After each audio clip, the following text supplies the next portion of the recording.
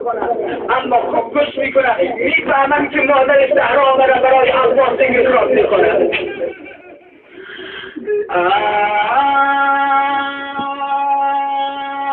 خواب کن خوابی تو نازم ای بی سر، رایا مگر داری فرازم در نظر.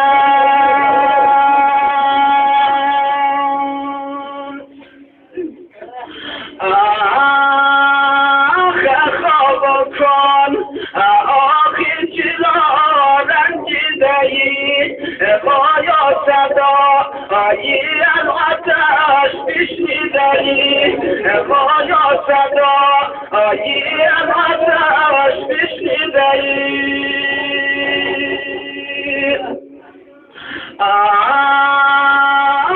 خواب کن آخر مکن توی استراب، کی بود در گردنی زینب تناب، کی بود در گردنی زینب تناب.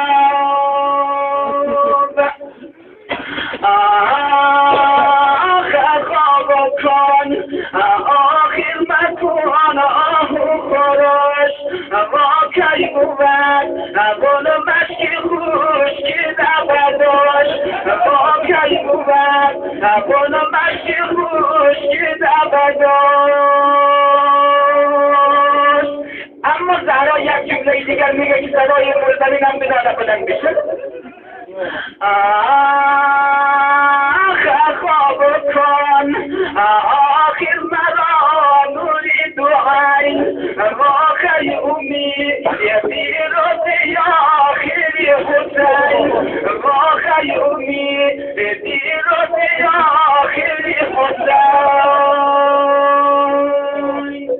آمال زدیم در دامن پیش علی، صدا زد مولا جان یک منظره عجیب دیدم. علی سوال کردم ملبریم چی دیدی؟ صدا زدم و برون خانه مشغول کاری بودم. یک دفعه صدای عباس و گریه بلند شد.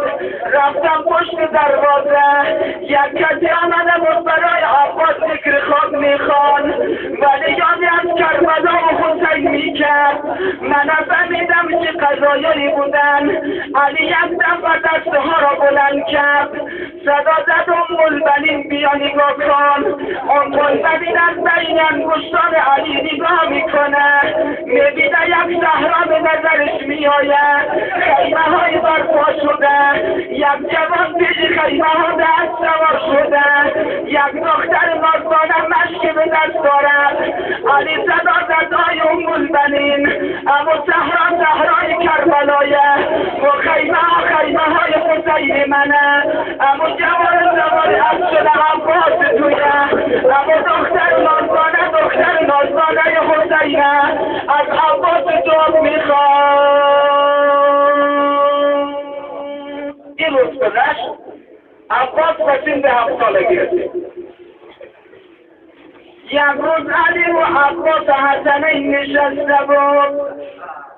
علی رو کرد به عباس، صدا زد نوری دیده ای بابا، وقتی مادر زهرا دنیا رفت به ما وصیت کرد علی جان، بعد از من همسری میآوری، از او بچه به دنیا میآید به نام عباس، سلام من به عباس برسان.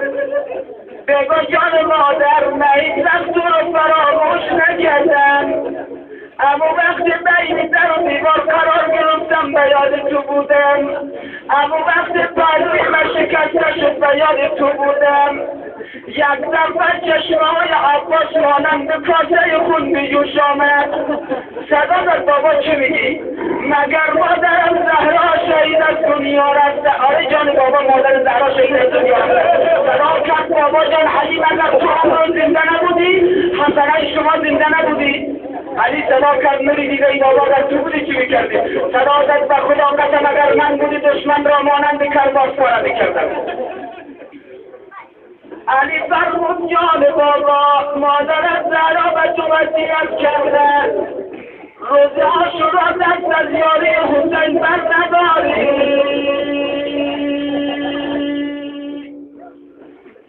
شخصیت مادرش به قلب عباسه.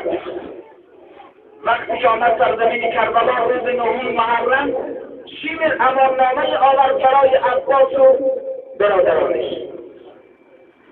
علی اکبر رفت پیش باباش حسین صدا کرد بابا گمان میکنم امروز عموی ما رو رها کنه شیمر برای الفضل اماننامه آورده. حسین گفت برو عباس را طلب. عباس طلب کرد. رو کرد جانب عباس صدا کرد برادر اگر شما بین لشکر دشمن باشید بر نمیکنه. اگر شما باشید کسی را جرأت نیست که سیلی به صورت این فرزندان حسین بده.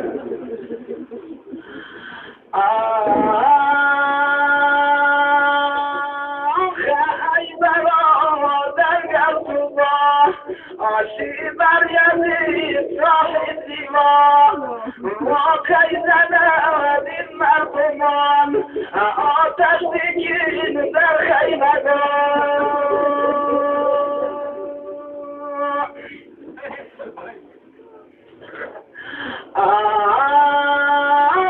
شاید از خاطری تو مجری زینب ندارد و دوری دوردانه من راشد رو سیلی نزنم. اما این آقا اگر خاطر داری شب 21 ماه رمضان بابای علی دست مرا به دست تو داده بود. صدا زد عباس من تو نوکر حسینی ولی زمان میکنم امروز تو مرا به نوکری خود قبول نداری. یک دفعه از جای خود بلند شد صدا زد من امروز نجف پیش بابای خود علی میروم. عباس که از در خیمه خارج شد حسین ببین عالم خودسرانه دنبال سر عباس حرکت نمود. حسین صدا زد خواهرم زینب کجایی؟ هر خانواده یک خاتون نازک دارد. خاتون نازک اولاد علی زینب است.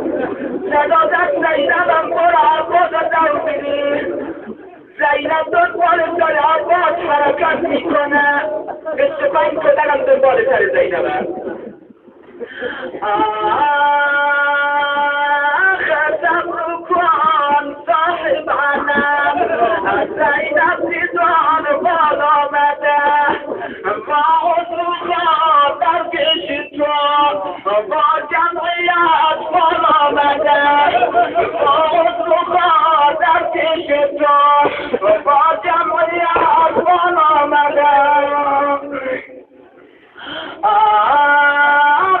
حیدری زانی چرا آسوی دیابان میروی این بایا بدر خواهری غم بسرد رنجیدهی. عباس برگشت دازد زینب شهادت عباس زندهیه. غیرت عباس منجایش نمیکنه. عباس زنده باشد و از خیمه خارج شوی. اگر نه من امروز پیش بابای خود علی میرفتم مرا امروز حسین به نوکری خود قبول ندارم.